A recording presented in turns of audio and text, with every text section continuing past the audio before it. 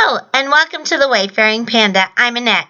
Today I'm making a birthday card which is autumn themed and has coffee. And the main stamp set I'm using is the Love You a Latte stamp set from Lawn Fawn. So I'm cutting out a A2 size panel from Bristol smooth cardstock, and then I'm also cutting out a piece of this wood grain brown paper from Lawn Fawn. And this is some old pattern paper, so I don't know that there's any more of that available. So I used the largest die from the Lawn Fawn Stitch Rectangle die, the large set, for the two panels, and now I'm using the second largest one from the outside in stitched rectangle stackable dies, and I'm making this into a frame. Next, I'm going to be using my distress ink, and this is Evergreen Bough, and I'm using that with my embossing folder, which is a Sizzex Tim Holtz Coffee theme folder. And I don't know if they make these anymore because this is old, but I will make a list of all the products that I'm using, and some of them will be affiliate links.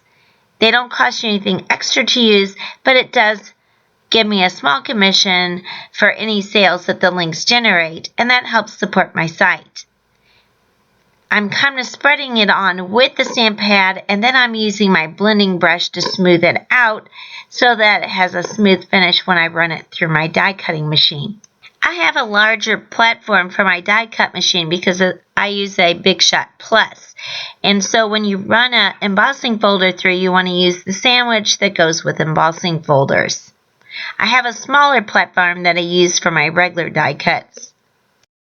I'm using my magnetic platform to cut out this smaller rectangle, and this is also the wood grain paper from Lawn Fawn, but it's kind of a turquoise green color. I cut out some Copic friendly paper, which is heavenly white paper, with the next size smaller rectangle so I can insert that inside my green panel. And now I'm using my Lawn Fawn jet black ink to stamp my coffee mug onto my Copic friendly paper. This stamp set has an additional piece which is like a rim, and I'm just deciding that it goes on top to show the top of the mug where the coffee in the cup ends. And I actually put it up a little bit too far, but I'm just going with it. The stamp set comes with an autumn leaf or a scarf that you can decorate the mug with. And I decided to go with the scarf, and I'm going to color that orange to bring on more color into this card. I do apologize that I get my head in here sometimes.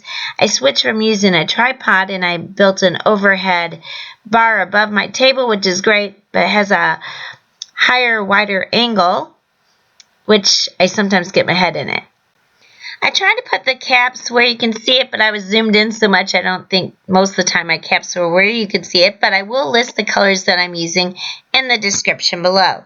So I colored the rim in E40, and that's just to make it look like powdery. And now I'm going over with E29 and E27 to give it a coffee look. And I usually start with my darker color and move to my lighter color.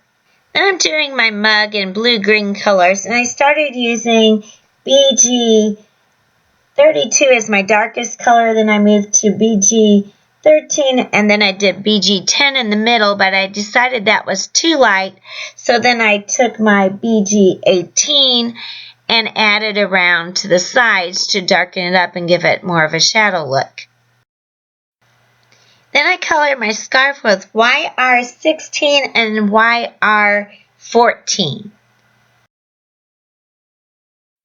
Next, I'm embossing my sentiments, so I go over my panel with my powder tool so that the embossing powder won't stick wherever the ink isn't. And then I use Versamark ink to stamp my sentiment, which is Love You Latte, and then I sprinkled on Ranger's embossing powder aqua tinsel. Most of that was cut out because I had zoomed in too much. And here I did finally zoom back out, and I'm using this latte stamp that you stamp on top of your coffee to make it look like latte. And then I'm embossing the Lawn Fawn textured white onto it.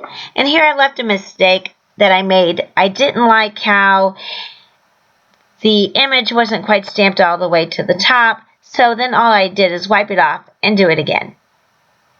So I just left that in so that you can do that if you make a mistake with your embossing. Of course, once you do melt the embossing powder, then you can't take it off. One of the first tips I had learned by watching YouTube videos before I even started doing embossing was that a lot of people recommended heating from the back and then moving to the front so that you don't heat up the front too much, and that way you don't scorch your paper.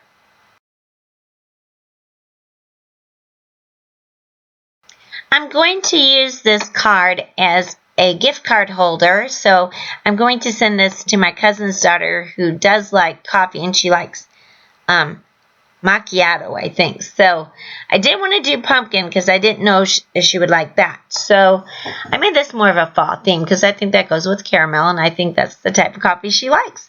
So inside I'm doing a white card because I didn't want to do my gift card punch out on the actual card base, because then you would see that on the back of the card.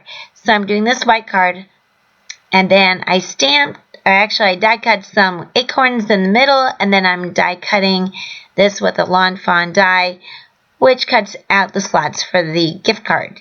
Then I'm stamping Happy Birthday, and I got this from, I think it's called Hats Off to You, on the inside.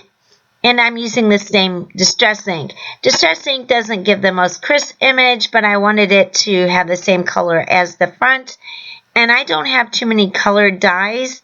And so if you have recommendations of what dye ink is best for stamping sentiments and for doing colored images, let me know what kind you like. Then I do some ink blending around the corners with the vintage photo distress ink, and I wanted it to be a little bit darker than the Kraft cardstock because that'll show underneath the acorns. Now I did go a little heavy-handed, and my original plan was just to go lightly around the acorn, but since it was over kind of so saturated there, I decided to go all the way around the edges to make it look better. And also, since that was kind of dark, I did go over it again on the other corners to make it kind of the same. And it's fine because, the recipient doesn't really know what your original plan was. Then I used my Scotch ATG gun to attach my panels to the inside of the card and the outside of the card. And then I attached my frame to the front panel. And you can tell I was having a little bit of trouble with my Scotch ATG gun.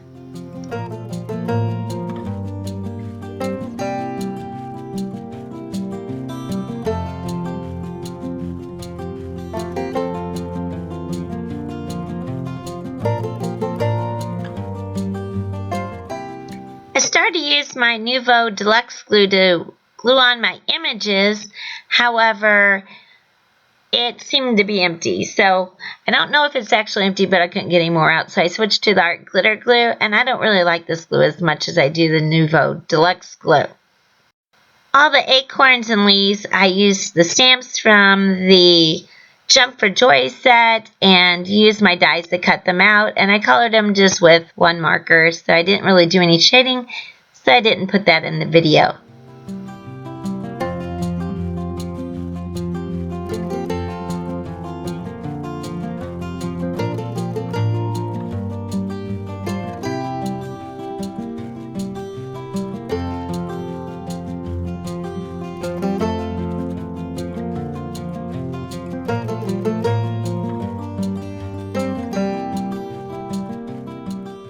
As the final embellishment, I add some Cool Mint stickles.